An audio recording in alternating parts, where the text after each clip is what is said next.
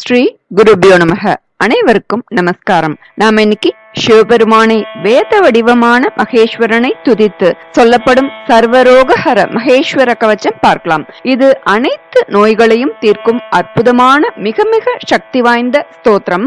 சர்வரோக நிவாரணி அப்படின்னு அழைக்கப்படுறது. இந்த ஸ்தோத்திரத்தை சொல்லும் போது சிவபெருமானை வணங்கி பசுவின் சாணத்தால் செய்யப்பட்ட விபூதியை மார்பிலும் நெற்றியிலும் அணிந்து பிறகு சொல்ல வேண்டும் அப்படின்னு சொல்லப்பட்டிருக்கு.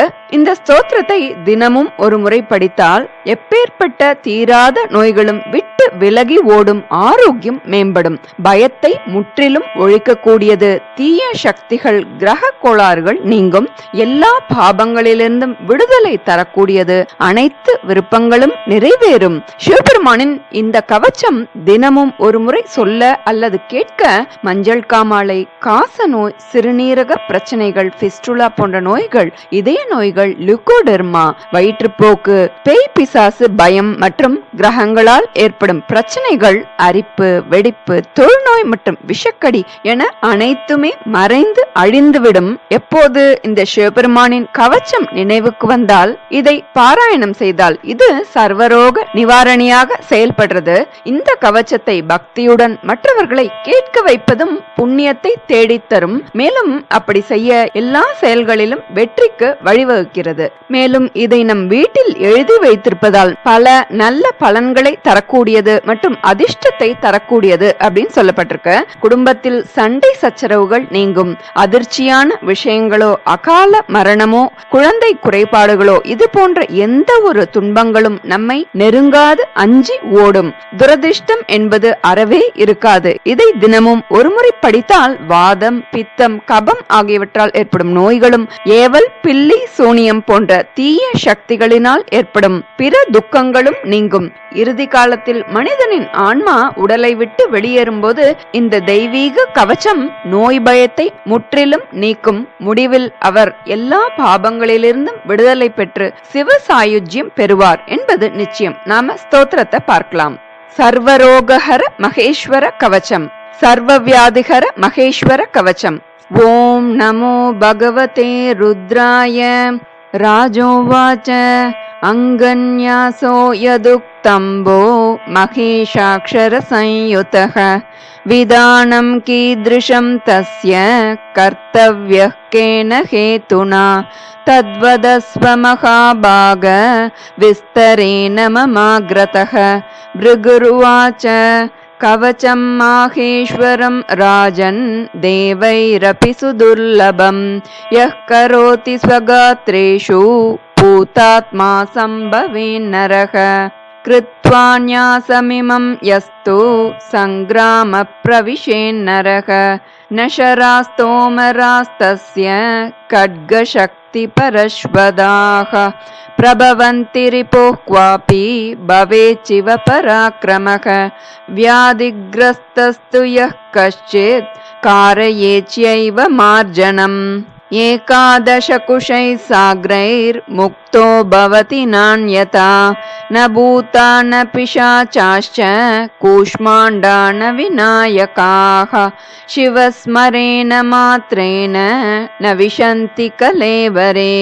ओम नमः पंचवक्त्राय शशिसोमार्कनेत्राय भयार्तानाम भयाय मम सर्वगात्र रक्षार्थे विनियोगः. ओम ह्रौं ह्रां ह्रं मन्त्रेणानेन वृषगोमय भस्मनाम् आमन्त्रय ललाटे तिलकमादाय पठेत्. त्राहि मां देव दुष्प्रेक्ष्य शत्रूणां भयवर्धन. ओं स्वच्छन्द भैरवः प्राच्या माग्नेयां शिखिलोचनः. भूतेशो दक्षिणे भागे नैऋत्यां भीमदर्शनः. वारुणे वृषकेतुश्च वावायौ रक्षतु शङ्करः. दिग्वासा सौम्यतो नित्य नित्यम् ऐशान्यां मदनान्तकः वामदेवोर्ध्वतो रक्षे ददो रक्षे त्रिलोचनः पुरारि पुरतः पातु कपर्दी पातु पृष्ठतः विश्वेशो दक्षिणे भागे वामे कालीपतिः सदा माहेश्वरः शिरो भागे भवो बाले सदावतु भ्रुवोर्मध्ये महातेजास्त्रिनेत्रो नेत्रयोर्द्वयोः पिनाकीनासिका देशे कर्णयोर्गिरिजापतिः उग्रः कपोलतो रक्षेन्मुखदेशे महाभुजः जिह्वायामन्दकध्वंसी दन्तान् रक्षतु मृत्युजित् नीलकण्ठः सदा कण्ठे पृष्ठे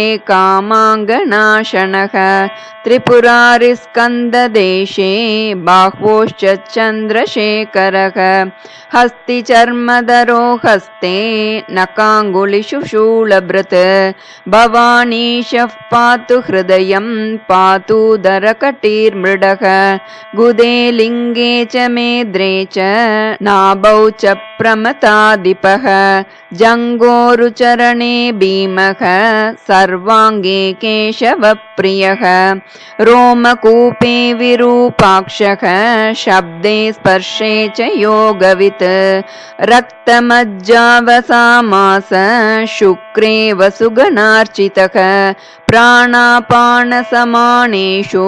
दानव्यानेषु दुर्जटीः रक्षाहीनं तु यत्स्थानं वर्जितं कवचेन यत् तत्सर्वं रक्ष मे देव व्याधिदुर्गज्वरादितः कार्यं कर्म त्विदं प्राज्ञैर्दीपं प्रज्वाल्य सर्पिषा निवेद्य शिखिनेत्राय वारयेच्चोत्तरं मुखम् ज्वरदाह परिक्रान्तं तथान्यव्याधिसंयुतं कुशैः सम्मार्ज्य क्षिपे दीपशिखे ज्वरम् एकाहिकं द्वयाहिकं वा तृतीयकचतुर्थकं वातपित्तकपोद्भूतं सन्निपातोग्रतेजसम् अन्यद्दुःखदुरादर्शं कर्मजं चाभिचारिकं दादुस्तं